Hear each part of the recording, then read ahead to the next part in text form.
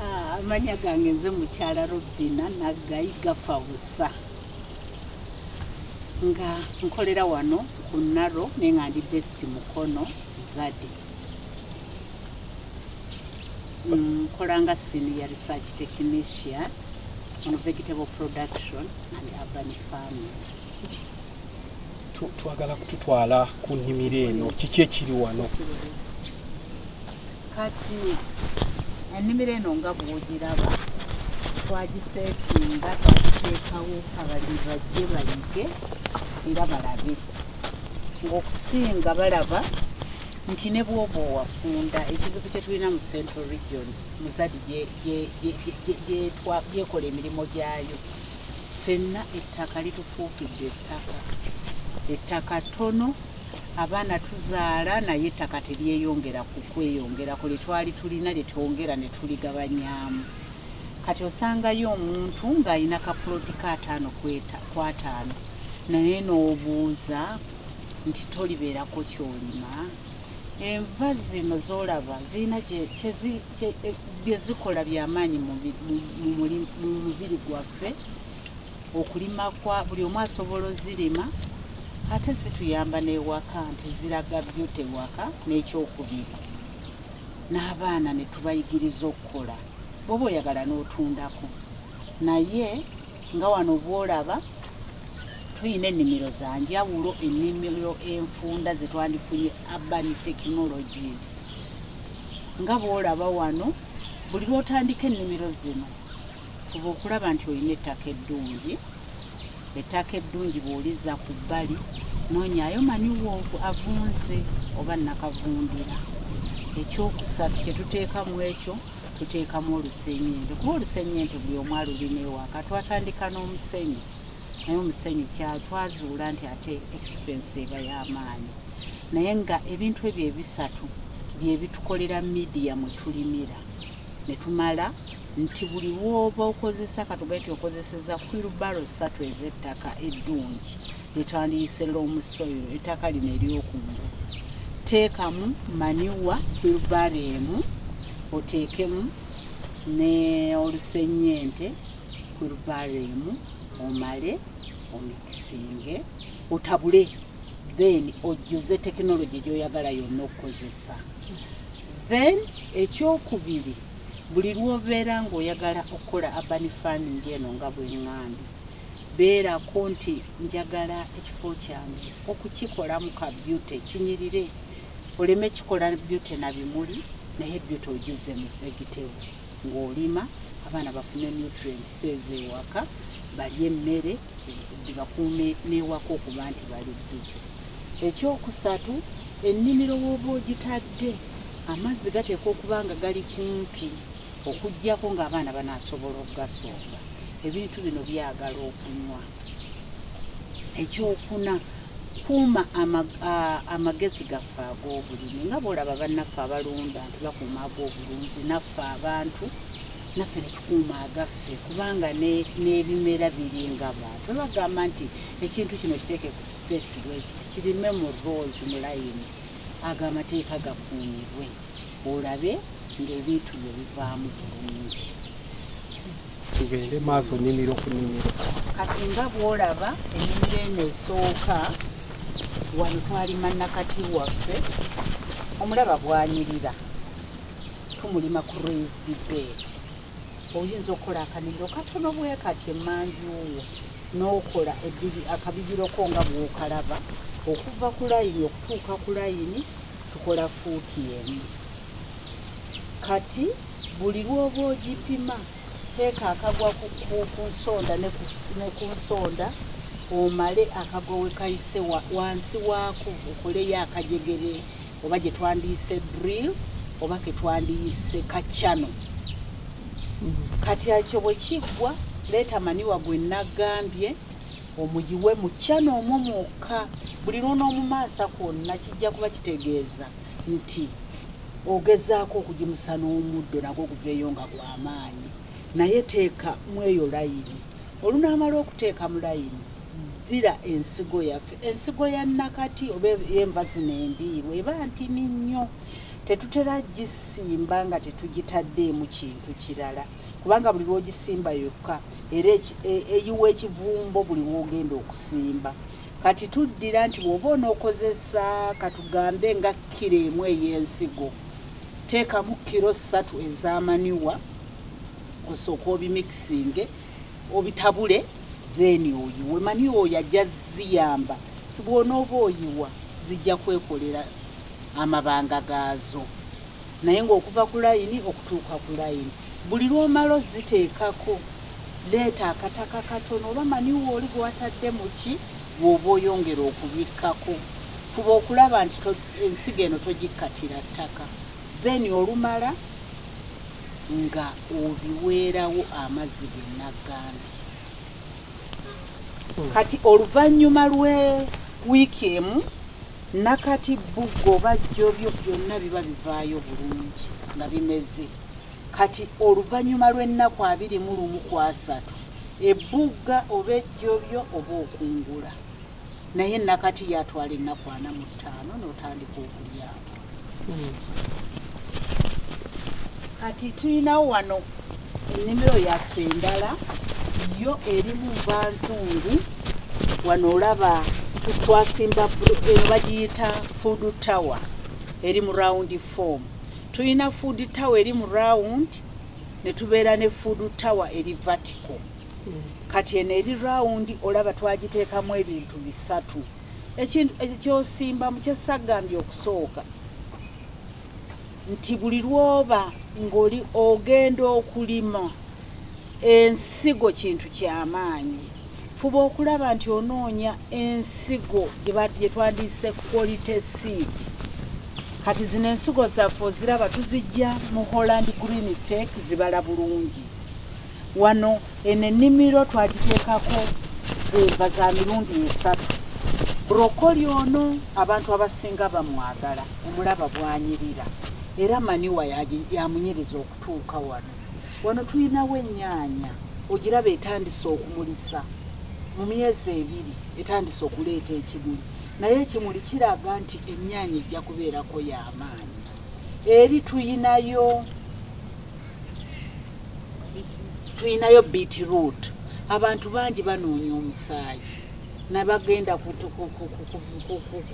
nguudo ebintu bwebito ne babigula so ng'oyinza okukyeremera ewiiwo kati wano we tuli olaba nti abantu bangi ebipiira amaka agasinga gayina emmotoka jjukira tuli mu urban area abantu abasinga beevuga naye emipiira egivaako abamu bagitunza bannaabwe nga gireesa obubenje kati bwe tuwulira ku makubo naye omupiira gwo bw'olaba nga tojja gukozesa gudesigning wano waliwo simple designing buli omu gy'asobola okukola waggulu waagwo ogusalako n'ocreatinga surface area nnene gy'onoolimirako era twagudesigning olaba bwe tugutadde ku biti bino nti osobola okulima ebintu by'omu steps kubanga w'olimira wafunda nebanga kalina nti ennimiro yange etayo esooka wansi ngenda giteekamu kino kati eno ogiraba nti tugitaddemu ka brokoli cauliflower ogiraba cauliflower bwevuddeyo obulungi naawe abaana ne bagiryako ewaka ate waggulu ne tuteekako beetroot nga nayo jjagiwoomerwa naye bwe weetegereza ennimiro zino zonna oziraba nti tuziteekamu akatungulu kano kayamba ebintu bino bikaseera ne tutabeera nga tubiteeka ku ddagala eryo eritagwa akawoowo k'akatungulu oluusi kariperinga obuuka kabusindika oba nkiyite kusindika kagoba obuuka ne butajja kulya bino bye twagala era olaba nti buli lw'obeera ku urban farming olina okuyiiya wansi waliyo kidoodo kyange okiraba eyo doodo yali emu naye buli lw'ogyongera ogikutulako ereeta matabi kati wano ojjawo miru namba just ku wantu w'otasuubira ng'ate jjukira ekibatu kya doodo mu katale kiri ku siringi 100 naye bw'oba otaddewo kidoodo kyo n'okiwamaniwa eyeemala wansi awo kijja kuba kitegeeza nti ojja kuba at least ne kudoodo osobola omufumbira abaana n'ojjamu ebintu bye balya ewaka.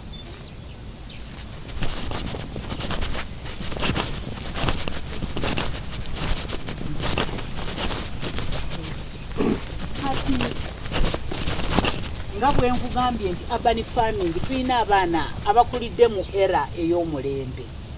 Kati wano olaba ttaya zaffe bwe twaziteekawo obulungi ne tulimwamu akammonde. Abaana okusinga banyumirwa bu chips ne banyumirwa obu Irish obuli bwetufryinze oba obuliki boiled.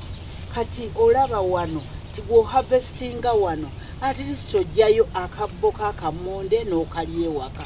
Naye ng'okozesezza ttaya gye wandikoze eki gye wandisudde oba abantu gye banditutte ku nguudo ne bagyokerayo nga beekalakaasa.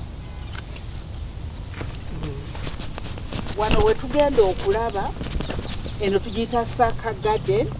Ate saka garden zino obulimi tubuteekamu olusi ku ssente. Garden nga zino z'amaanyi era bazitunda osobola okufuna saaka eno bagikutunza ng'erimu ebituli. Era ebituli ebyo babisipesinga okulaba nti osobola okusimbamu planti zo. Kati jjukira ng'omaze okuteekamu eri mix y'ettaka bye nagambye ne maniwa byonna obipakiddemu wano. Waggulu olaba nateekawo ka kale. Kale alinga sukuma naye ate ono awooma okusinga sukuma. Kati olaba wansi wentaddeyo lettuce. Lettuce eno n'omenyako emu n'ogitunda mu hoteri. Emu bweti eri ku 15,000. Babikozesa mu hotel mu garnishing abamu ne bakola bibagi ebyo byonna abazungu bye bajja bituyiza okulya nga tukoppa okuva kubo. Naye nga all these vegetables kati nga zino lettuce tumulya oluusi ng'alina fresh nga tetumufumbye namufumba. Awo kiba kitegeeza nti nutrients ewaka abaana obayigiriza nazo ne bazikunda. I mean abaana ne bazaakivinga mu mubiri gwabwe nga bali waka. Wano tulinawo ennimiro endala singa bw'otegedde nti abantu abasinga wano balya lumonde. Naye era bw'ogenda ku lumonde noonya ekika ekibala ekintu kyo kino kireme kusala. Kati wano lumonde era twamusipesinga okusinziira amabanga bwe bagakola mu nnimiro. Ekikutiya kyaffe ekimu ne tulaba nga tukisimbako lumonde. Oluvannyuma lw'emyezi ng'esatu tujja kuba tukisumulula wali then ne tuharvestinga lumonde waffe ne tulya.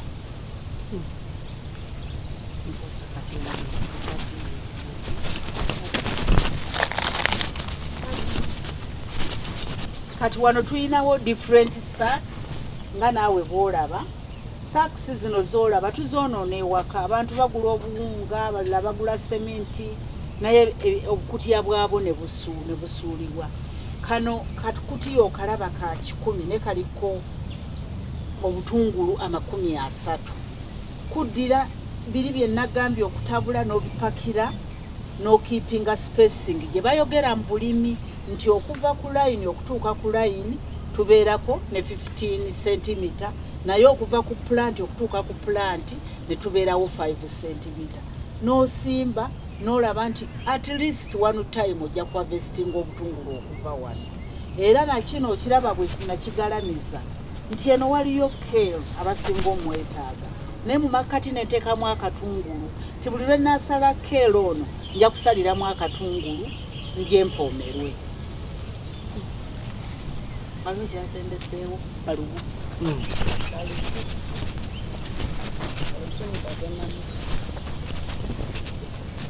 Kati nga bw'olaba wano bannaffe abamu bakyali ku mmere eyaffe ey'edda ey'omu ttaka. Tuyina balugu.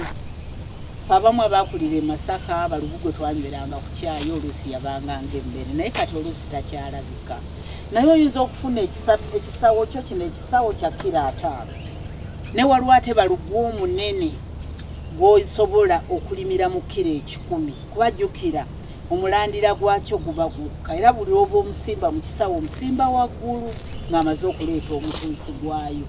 Kati omulaba twamuteerawo omuti nti ajja kuba yeetooloolera ku muti guno ayambuke abeere mu nkula yaayo. Then ekisawo kino buli lwokiteekawo jjukira nti balugu ajja kuweza emyezi 8 ku 6 nga tonnamukungula. Kati ekisawo kyaffe kiteekemu ebituli obe nti bingi nti wakiteekamu maniwa oyutilizinga ebituli ebiri ku sayidi oyongere okulimako enva endala z'owulira nti oyagala okulima. Yes, tuyogedde ku bottle farming. Tulaba ne bottles nazo zikoze ennimiro. Amazzi gano bottle zino nga bw'oziraba tuzirina ewaka.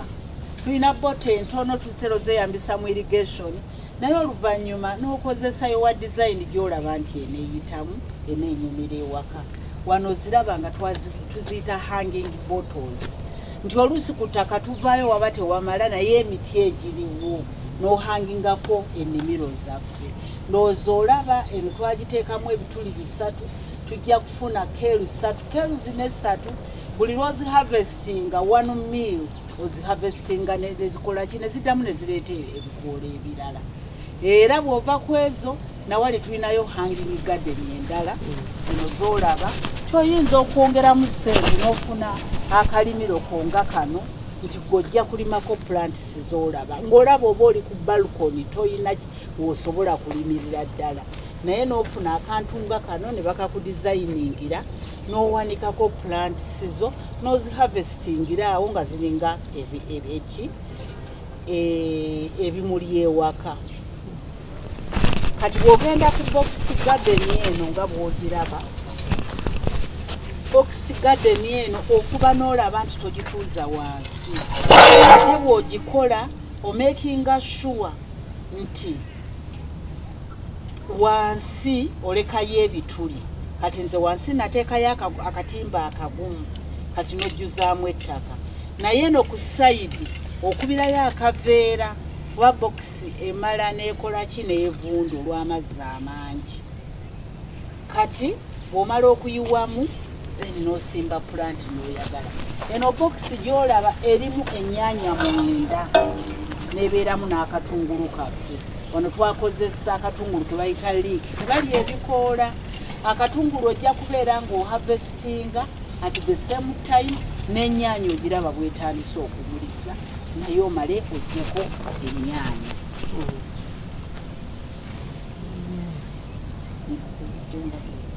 Tulabyeyo wali nga bateekateeka kawa yaza eŋŋanda lisiti omuntu gy'asobola okukola etalimu nnyo bulikonda. Kati wano tulina gye tuyita food tower naye nga tuyitaddeko enva ezaffe endiirwa. Eno olina ogiteekamu essente kubanga bw'omala okutabula ettaka nga bwe naggambye osooka n'okola akatimba mu middle mu makkati nga tonateekamu kwegamba olaba owantu owali flat n'okyuzinga senta n'okolawo akatimba naye ng'okakomeredde ku miti nga 4 oba 5 egyetoolodde mu rawundi 4. Kati omwo n'ojjuzaamu amayinja. Kati bw'omala n'okola awutaagundi eno circumference wabweru waayo olaba nti nayo erimu emiti nga 15 ku 2 n'okozesa emisumaali kano ka chicken mesh ke tukozesa tuddamu ne tukazingamu emirundi 2 n'okasiba ne kaleeta outer layer. Kati bw'omala n'oleeta ettaka liri lye wakola ki lye watabula eririmu olusennyente manure n'ettaka lyaffe erirunzi n'ojjoza. Kati bw'omala olaba nti wano osimbawo plant ne ku luno choice yange yali ya nakati. Kati nakati wuno atandise okumera mu luvannyuma lw'ennaku 45 naye era buli lw'omusimba fuba omuteeke mu layini. Ndowooza olaba wano saako zange ziri 3 ng'okuva ku layini ey'omunda okutuuka ku eno fuuti emu n'okuva ku eno okutuuka wano fuuti emu. Nagambye teweerabira amateeka ga bulimi. Kati olumala buli layini ng'okolamu akakolobozeeko ng'oteekayo maniwa ng'oteekako nakati ng'osimba. Oluvannyuma lw'ennaku 45 kati nakati ava wano oluusi osobola n'okugabako oba okutundako bw'oyagala. Yes, amanya gange nze mukyala Robina Naggayi Gafabusa nga nkolera mu Naro naye nga ndi best Mukono ZADI nkolanga a senior research technician.